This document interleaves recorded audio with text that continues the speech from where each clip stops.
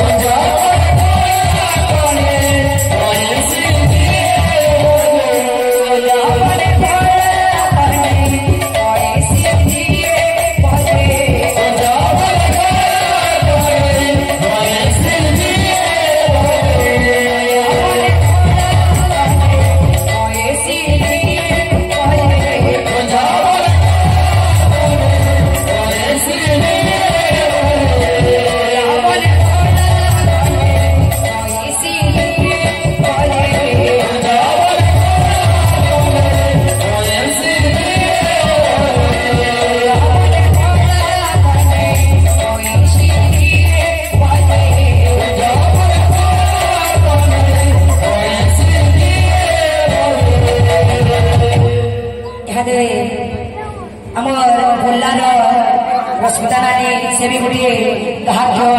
से आमर बर्मा समान से नानी आसी से नानी एमती आसी मत बहुत खुश लगला। तो मुझे अनुरोध करमी मो नानी घर को से मोर संगे किसी दिन पर गेबे तगले गोटे जोरदार ताली भुल्लान आसी रश्मिता डोंगरी से नानी तगले